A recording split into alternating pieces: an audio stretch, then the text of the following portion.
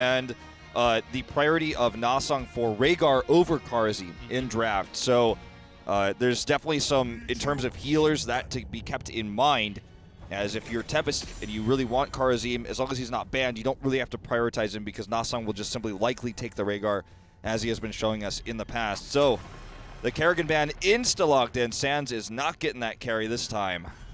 Sands did play incredibly well last time and basically carried the entire game, so that's of course a good ban. But now, instead, they're going to take Ragnaros. They have Falstad open. Yep, and the Gul'dan ban here seems to be targeted towards lockdown. We've seen with what Sign can do in terms of body blocking, positioning, peeling. Lockdown's been able to do so much. So this is going to be a Malfurion pairing, most likely for Mighty.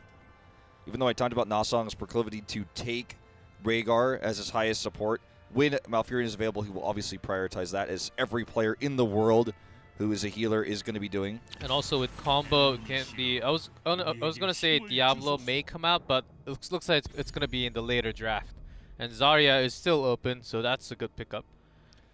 My question now is, does Tempest allow Mighty to take Vala with this? Because they can deny it with a Tassadar pairing here, and I think that's really a solid option right now. Lockdown isn't really favoring the hero in general, but not as highly as, say, Miracle is. But we're going to take Tychus and Varian instead, so this is going to allow Mighty to build in this Vala, unless Tempest bans it right now, which would be quite intelligent. Yeah, I think both teams are just opening all the options because they know what's the best for them. They know their color, they know their own style. Tempest, they might actually just finish up with a Tyrael as they always used to. And Mighty, they can keep their Vala, and of course having Joker in the front line, that's going to be a plus for them. The Muradin ban here is certainly an interesting one. Because of the Tyrael you described, that's something that they could use. I expected a Kharazim ban, to be honest, because again, Mighty already has a healer here, and Hyde has just been really, really favoring that Kharazim above all else, and has actually struggled oftentimes when he's denied it. On Tempest's side, with the Muradin ban here, they do... The thing is, I don't know if Tempest is even really considering running Muradin at all, because we've seen them run Tyrael with Ragnaros Varian, but they haven't really run Muradin with that. They have two kind of melees here already. They have kind of run quote-unquote solo Varian to great success. So they may just ban ETC and say, well, I don't know why you banned the Muradin, but now you kind of have to take Johanna. That's definitely something that they will consider here. The Vala ban as well is something that we talked about earlier, but they're going to ban the ETC instead. Yeah, that is true, because Modern Life does play on Ragnaros often, and Duck Duck on Tychus we saw yesterday, and Sign on Varian. That leaves out Lockdown, who's an assassin, and Hyde, who's a support. Maybe banning out Muradin wasn't the best choice, but still, Tychus with Muradin on the same team had such a high win rate the last couple of days especially, so I think they wanted to get that out of the way just in case that happens again. And Mighty, with that ETC ban, they have options here. They can either go Tassadar, as you mentioned before, Tassadar Vala, and just one front line, Diablo even. The issue with the comp you just described is really the glass cannon type mentality, which has worked for some teams.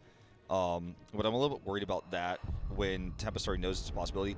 Honestly, I wouldn't mind Zeratul Diablo here. It's more of a GG style composition, but Zeratul Diablo would work here. They're going to go for Hammer and Li Ming. And we've seen quite a bit of Hammer used on this map. This time, Zarya will give the extra protection, so Vala is just off the cards here. And Tempest also now denied the Li Ming pick with Gul'dan gone. I think they're kind of forced into the Falstad here, to be honest with you. Okay, Tempest, Lockdown did pick Kel'Thas once before, and they lost that game. Maybe if Lockdown really wants to push that choice one more time, I think he has a chance to do it. And also Kel'Thas is a great Shriner. Sure. Great range. I mean, that's definitely something they could do if they want to go for that AP damage. They're not forced to do so. There's the Kharazim. We already knew that was coming. The question is really, do they want some sort of range damage here, or are they going to go into the Tyrael possibility we talked about with kind of the triple melee? Tychus becomes the one deal. The Falstad is still open. Now I just noticed it was not banned. Yeah. It's just Yeah, through the draft. He's yeah. definitely the other thing they're considering. There's the Kael'thas. Good call, G-Clef. We're going to see him first time in HGC Korea. Now, I talked about him a little bit yesterday when we had similar situations, but players just did not feel comfortable. Lockdown's Kael'thas is really strong, though. And It has always been strong since Season 2. He's been on Kael'thas even before Leeming came out. Even after Leeming came out, he's been playing Kael'thas quite a while, especially on Infernal Shrines, where that all matters. Ever since he left MVP Black, basically, and moved into Tempest. There's a Johanna we were talking about. We knew it was a very likely choice to kind of get forced into it with that Muradin ban. Kind of an unusual one by Mighty, but this is going to be a pretty fiery first game. Remember, this could be one of our closer series of the evening. Mighty versus Tempest. Tell your friends. We got Kael'thas playing on Infernal Shrines here in HGC Korea. It's time for game number 1. Mighty, the underdogs here. Can they overcome a global champion in Tempest, winners of the summer season in 2016? We're going to find out who takes that first win right here, right now.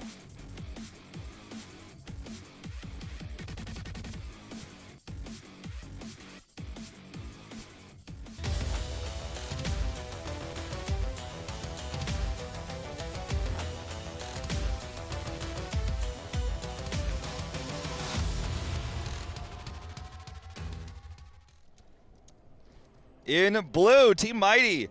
Joker on Johanna, Sands on Zarya, Magi on Sergeant Hammer, Nasong on Malf, and SDE on Li Ming.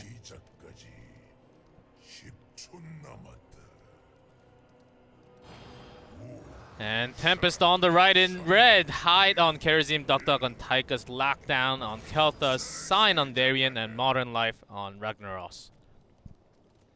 Very strong draft from both sides. All right, first things first. Got to get this out of the way.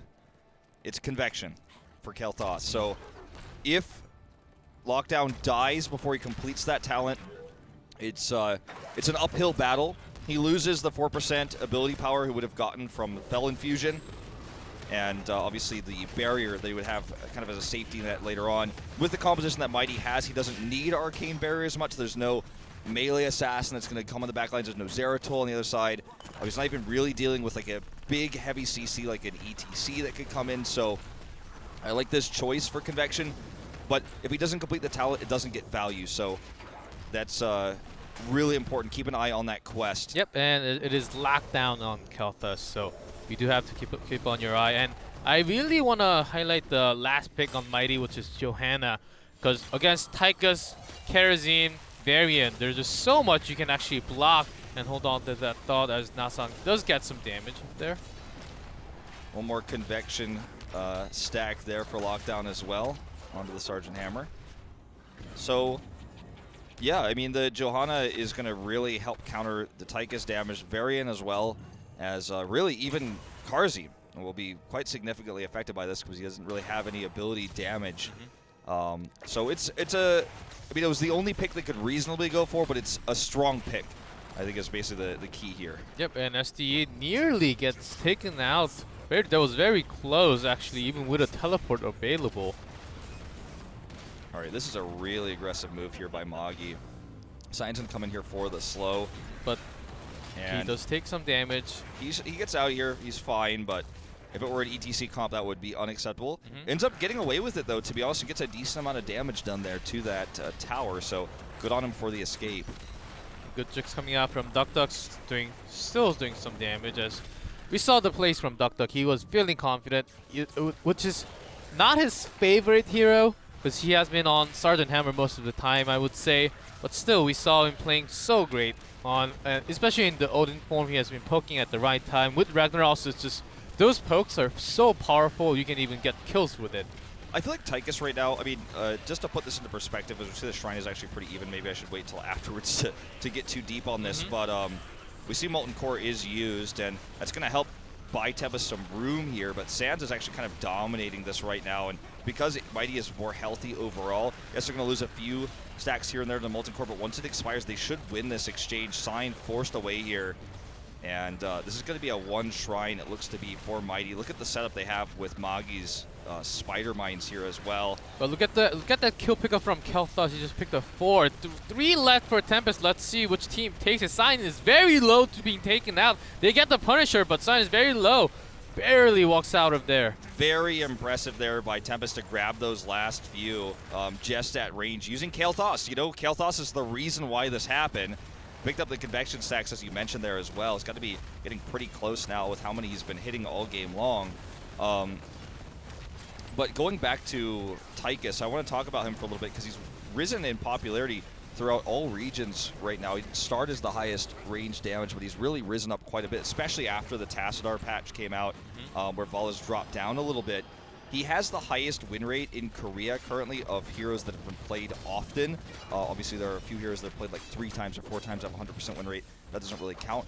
Of heroes played often, he has the best win rate per plays, essentially.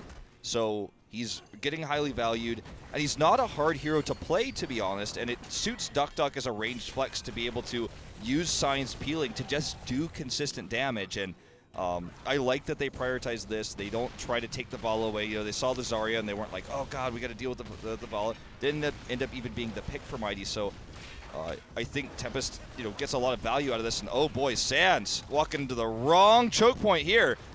He's caught him very low and gets taken out even with that shield. That was not enough by himself. And very good pick off by Tempest, and it's actually a pretty good timing as they're pushing all lanes together. This has not been really rare in this game. A Sign's actually going to get perhaps picked off here counter-wise. He does. Good zone controller by SDE. We've seen a lot of aggression from Tempest in this game, and part of the reason why we talk about Kel'Thas is, yes, he needs his convection stacks. He's got burned flesh now on 7. He's going full flame strike build here. We talk about Kel'Thas as a range damage healer. He's good at poking the shrines. He can do a lot of range damage. Lockdown's always got safe positioning. But Kel'Thas's Gravity Lapse is a huge CC that they can lock together to get these big picks with Iron Fists and in the early game. So we're seeing them kind of aggressively move through the jungle, if you will, invading to try to look for these picks. And so far it's looked really strong. Tempest taking an entire level lead here.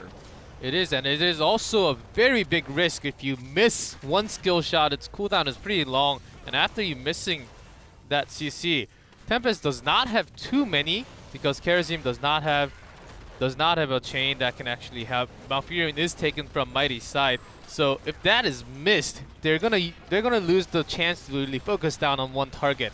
That will be one of the biggest thing. If you keep your eyes on Kel'Thas and how you use that Gravity Lapse.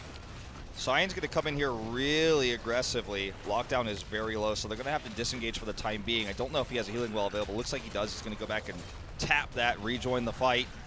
And, you know, he's doing so much damage now with the bonus damage on his convection here. Cyan goes in. Lockdown's going to look for some big damage here on this flame strike. There's the double Gravity Lapse. This is what I'm talking about. Kel'Thas is not just mage damage. His CC is not to be underestimated. As another flame strike goes off here onto Magi. They are winning currently in terms of monster kills, and they're low on health, but with all this poke and also now Molten Core, I think they should be able to secure it. Last time was a lot closer, but this time it ends up being pretty one-sided, and Mighty's even going to back off and give this up. First of all, the positioning on Mighty's side looked a lot better, but having Molten Core later on in the numbers when they actually knew that they had the chance to take it, I think Mighty backed off at the right time. Mighty did have a chance, but after getting caught with that Gravity Lapse, nothing really followed, but still they were trying to back off and they did get hit. 2 of them got hit, and then they started feeling, oh, maybe this is our time to really back off because this CC is really strong. Yeah, certainly. And you know, with 10 available here for Mighty now, or against Mighty I should say, Tempest is looking for another objective with this Punisher. It's a frozen Punisher, so they're going to actually abandon it after getting this top fort. Again, they have so much poke, it's tough to defend without heroics especially, so Mighty is kind of forced to give this up. They take the second fort here in mid. They're not going to invade the Siege Giants. Sign is actually going to turn on this. They want to take this fight. You could drop down a Phoenix here if they really want to engage. Looks like they're not going to commit. Just using taunt only, which is on such a low cooldown that it almost couldn't be called a cooldown at all. How low that is. Yeah, it's almost back already. And Tempest with this lead, they're gonna have to take this advantage, and Mighty still needs some time to hit level 10. So Tempest, they're gonna force to take this first wall. Look at the gravity lapse into Flame Strike combos we are seeing consistently from Lockdown. He's going to use this Phoenix to help disengage and also finish off the last of this wall. I think he might even end up getting that last cannon tower. Tempest now has destroyed 2 forts and the bot wall, while basically sustaining very little damage themselves, all from the poke, all from the safety. I can't actually tell you guys, because we don't have it in our UI, whether or not he finished the Convection quest, but I can imagine since he never died and because he's been hitting them consistently, it's been done for quite some time, and that's part of the reason why he's able to steal all these kills. We do see the big counter engage here from Mighty, though. They were in better position. That palm, though, on the Duck Duck won't be enough to save him because the silence goes down, and Modern Life is getting super aggressive here on the Nasong, but this may actually be a mistake. He gets the kill there with Sulfuric, and Nasong will escape, so it ends up being a 1-for-1, but I'm pretty impressed with how well Tempest actually chased there to try to actually make this an even trade, but the resets here on SDE are now fearsome.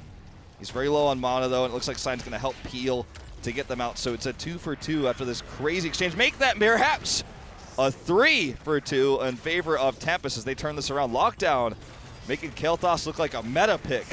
And Hyde does help them and finish them at the right time. And SDA getting resets. He got some resets, but couldn't really do so much skill shot as Tempest. All of them just juking out on those skill shots was just beautiful to see. The mechanical prowess there of Tempest, like every time I thought, okay, this is done. I think you guys are pushing this too far. I think you're being a little bit too greedy. Like, oh, no. You know who we are. Yeah, that was the power. Sign actually turns things around. He actually sees that angle of going in, and the entire team of Tempest can focus on one target. Well, while Mighty was not really focusing on one target too much because they did end up losing Malfurion. So, well, with those kills and obviously the positive exchange here for Tempest, they know that this is going to be a 1 shrine. Mighty does, and I like this choice to actually take structural damage with this insanely powerful push comp they have with Hammer and the Zarya. So they're basically just saying, okay, you committed a lot to that. We're going to get a little bit of value off of your somewhat overcommitment of bodies to the shrine. They nearly kill the bottom wall. Going to get this camp. They will lose the shrine, but they were going to lose it even if they did contest a level down. So they got something out of this. They turned a bad situation into an okay situation. and one thing I see something different about Sign's play today. It looks like he's going a little bit too aggressive just by himself. When he was a Muradin, yes, you can do that a little bit more because you do have a little bit more health. But as a variant and at level 14, I think he's been a little too aggressive compared to the other days. Sure, I mean, it definitely feels like he's, I want to say, pushing the boundaries of what his team composition can do. But look, if I'm Varian and I'm Sign level, and I've got Hyde's Karazim behind me, I'm not afraid of anything. And I think that's kind of the idea here is, look, you got my back, bro, right? Okay, I'm going in. Trust me and save me if I screw up. So this is a bit, maybe perhaps overzealous, SDE using that just to disintegrate there. disengage. I think he was just trying to do some damage as Tempest. Well, that was just like, I'm angry you guys took my structure, so let's pay him back. And Odin Pop, they want to fight here. Let's see if they can actually grab on one target. Sign looking for a chance. And Mighty really seem to want to take a fight. You know, what I saw in that STE disintegrate was I want to dismount everybody. We have this opportunity to flank them because we're mounted, they're not, but they just can't take this fight, unfortunately. They'll lose the Impalers regardless, and now Tempest should be able to rotate back, get a free second Impaler camp on their side while also getting 16. Hyde, you're not the tank. Get out of that bush. That scared me. I thought Tempest had the engage. Modern Life, I think Modern Life does have his cooldown.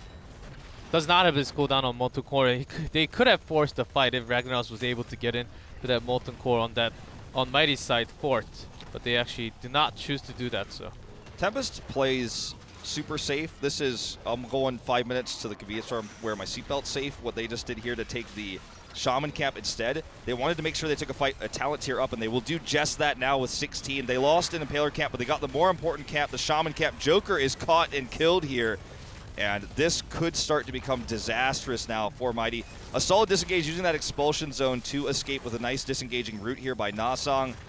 But regardless, they have that Shaman camp pushing against them now. They have a talent tier down. They're going to try to soak here, but the Shrine will be activating soon, and this is a bit of a problem.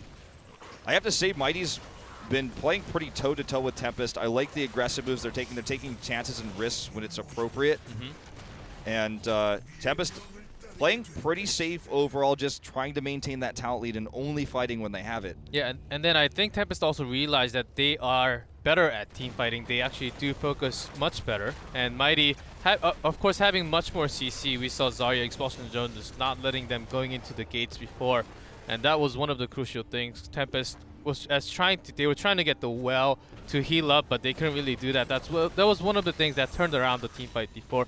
Mighty knows how they want to fight, what they want to do, but it's just Tempest having the right execution at the right time. I think it's more about the teamwork of the team. Yeah, I would say in terms of decision making, these two are almost on the same level, but in terms of mechanics, Tempest just seems to be a tier higher right now, and we're seeing that in these exchanges. Now that they've gotten a lead, that advantage really shows. Lockdown, look at this positioning. Normally you're not the mage leading the charge like this, but when you know Hyde's there, you know Sign's right behind, and you've got big CC, you're basically the one who's going to start the engage. We've seen Lockdown hit multiple multi-man gravity lapses here. He has Fury of the Sunwell here, so he can actually poke, as you can see, with the double flame strikes now onto these walls and tear through those minions. So the siege power with this Fury of the Sunwell and also Flamethrower he'll likely take if they reach 20 is going to be a bit of an issue longer the game goes on here for Mighty. Yeah, and this is, I believe, the 4th Punisher going into that keep now. Mighty is trying to defend, take some health out from that Punisher, but the entire Tempest is already on the keep. Kel'Thuz's getting very low, Lockdown almost getting taken out, and he does go down. That's going to be lost. That's going to be losing a lot of damage from Tempest's side. They're onto the chase. Sands has so much energy here. He gets the kill with his grenade, in fact, and SD gets that reset. Solid disengage here, though, by Tempest. We'll see if they can pick up more than this. Magi's actually going to use his boost. They are on the chase. Modern Life just barely gets the mount off. I know it's hard to see with little Ragnaros there, but this is a little cute carpet he rides on. I don't know what to call it. He mounts up here. They're going to actually try to turn this around. Duck uses Odin. I think this is a bit overzealous. Great palm, though. Again, Hyde, the god. The super saves are out of control. And they will use Molten Core. Looks like they wanted to try to bait Mighty into an exchange, use Molten Core to turn the fight around and win it 4v5, but was not meant to be, and Mighty actually may be able to take this Impaler camp once Molten Core expires. Lockdown has respawn now, though. Yeah, it was 4v5, and without Lockdown, they're missing so much damage, but great silence to disengage Sign for the moment. And Hyde goes full in aggressive, but as a support, can't really take one out yet. And Kel'Thuz is joining the fight very soon, as they both have same talent. A level down on Mighty's side as they're pushed back now. Sign very low. If he gets caught with one combo, he can also be taken out. Yeah, he's, I mean, you said earlier he was playing a bit aggressive. He is really trying to force the issue here. Lockdown's here now, though, and this is a big problem because the health of everyone is pretty low on Mighty, but with the resets here for SDE, Tempest going super aggro here, and I want to point one thing out we saw just a few moments ago. Sign's flanking was so well hidden, but even still, Nasang placed the scouting drone. He was able to find where he was and make sure that his moves were kind of telegraphed to his team. Nasang really showing us how to use scouting drone, and that's one of my, there's a lot of new things we see in the meta, and every time we have a new season, it's like, oh, things are being used a little bit better than they were before. People have improved, new talents become popular. The proclivity of scouting drone with its rework, of course, is something I love to see. It's part of the reason why Malfurion is so strong right now. And well done. Now, this game is kind of opened wide up. Yes, Mighty has lost a keep, but they've evened up the EXP. They're going to take this Impaler camp to get some extra pressure. And as long as they clear this top Shaman camp in time for this Shrine, this could be a team fight they win to get them 20 to turn the game completely on its head. Yeah, that is true. They're almost at the same level as Tempest is still a little bit leading in EXP, but this is a lucky one for Mighty. They can actually clear this entire wave and then go up to the Shrine. But here they come, roaming S5. Hyde, he has a lot of escapes here, so just going to be the one who checks. Getting the scouting drone positioned well here. Look at all that damage from the flame strikes here. Doesn't have flamethrower yet, but Fury of the Sunwell going to do double damage to anyone who's unlucky enough to stay in that circle. Yeah, while that time Ragnaros picked up 14 already, and I believe it may be on cooldown. The Molten Core may be on cooldown. Who knows? Let's see. I think so. I think it's very close, and he does go into Molten Core already. That's very must have just gotten off. Like, he used it in the bot lane earlier, so must have just gotten it back. Sign here goes in for the engage. Super hyper aggressive. Hyde doing everything he can to cover for him right now as he took so much damage. And Varian's regen rate is actually pretty slow. He's not Muradin, so you make moves like that, you definitely pay for it. And they don't have a healing well here. They also try to focus on Zarya again, try to take her out before the fight, which did not go so well. Even a smash was used right on target, but the shield canceled so much damage. Sign taking so much damage, and the fact that Molten Core was used here is so good for Mighty. They've already kind of clinched this one, I feel. I'm going to see if Tempest can turn this around. Every second wasted here also means those Impalers are getting more value mid. Okay, here's the commitment to Odin. They're going to go in. They have Sulfuric Smash in 20 seconds. That's going to be what they're trying to use here, but it's not going to link up with Odin. Odin may expire before that happens. Great palm here once again to keep Hyde alive. They have this big banner too. Yeah, Hyde is alive, but Odin is going to go down very soon. Mighty J, they just had to stall some time, which they're doing perfectly. SD is poking some damage from the side. Joker not getting caught too bad, and he's been aggroing in the front line so well that Mighty is able to. It looks like Mighty actually have a chance to hit level 20 before Tempest does. Let's see which team actually hits 20 before the.